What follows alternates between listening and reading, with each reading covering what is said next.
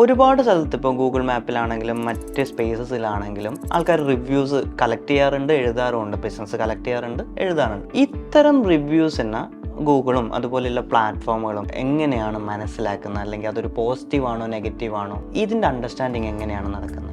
Actually ഇതിനെ പറയുന്ന പേരാണ് സെൻറ്റിമെൻറ്റ് അനാലിസിസ്. അപ്പോൾ നമ്മൾ ഈ പറയുന്ന ഗൂഗിളിൽ എഴുതിയിരിക്കുന്ന റിവ്യൂസ് ആണെങ്കിലും നമ്മുടെ വെബ്സൈറ്റിലെ കണ്ടന്റ് ആണെങ്കിലും എല്ലായിടത്തും ഒരു സെൻറ്റിമെൻറ്റ് അനാലിസിസ് നടത്തുന്നുണ്ട്. സെൻറ്റിമെൻറ്റ് അനാലിസിസ് നടത്തുമ്പോൾ അത് പോസിറ്റീവാണോ, നെഗറ്റീവ് ടോണിലാണോ, ന്യൂട്രലാണോ, ഇങ്ങനെ മൂന്നായിട്ട് തരംതിരിച്ചാണ് ഈ സെൻറ്റിമെൻറ്റ് അനാലിസിസ് ചെയ്യുന്നത്. ഉദാഹരണത്തിന് ഒരാൾ ഹോട്ടലിൽ പോയി, അദ്ദേഹം എഴുതി ഇവിടുത്തെ ഫുഡ് നല്ലതാണ്, ഉറപ്പായിട്ടും അതൊരു പോസിറ്റീവ് ടോണിലുള്ളതാണ്, പോസിറ്റീവ് സെൻറ്റിമെൻറ്റിലാണ് ഇത് വരിക.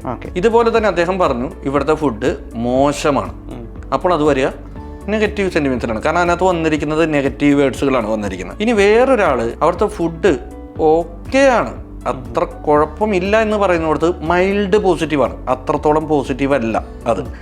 ഇത് തന്നെ അദ്ദേഹം പറയുന്നു അവിടെ ഫുഡ് കൊള്ളാം, പക്ഷേ അവിടുത്തെ ആംബിയൻസും അവിടുത്തെ സെർവിങ്ങും മോശമാണ് എന്ന് പറഞ്ഞാൽ ആദ്യത്തെ സെന്റൻസ് പോസിറ്റീവായി, രണ്ടാമത്തെ സെന്റൻസ് നെഗറ്റീവായി.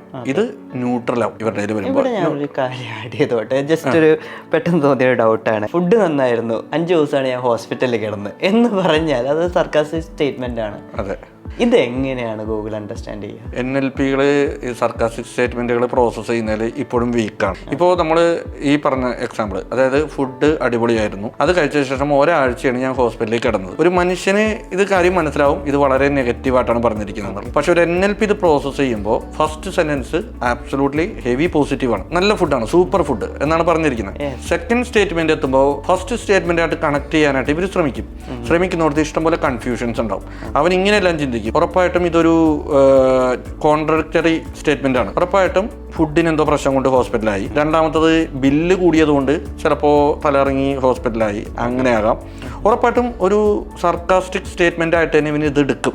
അവൻ ഇവർ അപ്ലൈ ചെയ്യുന്നത്, ഇവരെപ്പോഴും ഒരു കോൺഫിഡൻസ് സ്കോർ, ഇവർ പ്രോബബിലിറ്റി സ്കോർ, കോൺഫിഡൻസ് സ്കോർ എന്നൊക്കെ പറയുന്ന പോലത്തെ ഒരു സ്കോർ അപ്ലൈ ചെയ്യുന്നുണ്ട്. അപ്പൊ ഈ സ്റ്റേറ്റ്മെന്റിൽ അവൻ ഇതിനെ കൺസിഡർ ചെയ്യുക ഇതൊരു മൈൽഡ് നെഗറ്റീവ് സർക്കാസ്റ്റിക്കിലേക്ക് പോകാൻ സാധ്യതയുള്ള ഒരു സ്റ്റേറ്റ്മെന്റ് ആണെന്നും എനിക്ക് ഈ സ്റ്റേറ്റ്മെന്റിൽ കോൺഫിഡൻസ് കുറവും എന്നാണ് ഇവർ അളക്കുക. അതായത് ഈ ഒരു റിവ്യൂ കാര്യമായ നെഗറ്റീവിലേക്കോ കാര്യമായ പോസിറ്റീവിലേക്കോ ഓവറോൾ സ്കോറിലേക്ക് കോൺട്രിബ്യൂട്ട് ചെയ്യില്ല. കാരണം അവർക്ക് ഇതിനകത്ത് കോൺഫിഡൻസ് സ്കോർ കുറവാണ്. ഇതെന്താണ് ഈ അദ്ദേഹം ഉദ്ദേശിച്ചിരിക്കുന്നത് എന്നുള്ളത്. അതുകൊണ്ട് നമ്മൾ വെബ്സൈറ്റിലെ കണ്ടന്റ് എഴുതുമ്പോഴാണെങ്കിലും റിവ്യൂസ് ഇടുമ്പോഴാണെങ്കിലും പരമാവധി സർക്കാസ്റ്റിക് സ്റ്റേറ്റ്മെന്റ്സ് ഒഴിവാക്കി കുറച്ചുകൂടി ക്ലാരിറ്റി അവർക്ക് ഈസി ആയിട്ട് മനസ്സിലാവുന്ന രീതിയിൽ എഴുതിയാൽ വായിക്കുന്ന ആളുകൾക്കും NLPക്കും അതിന്റെ ഉദ്ദേശശുദ്ധി മനസ്സിലാക്കാൻ എളുപ്പമായിരിക്കും.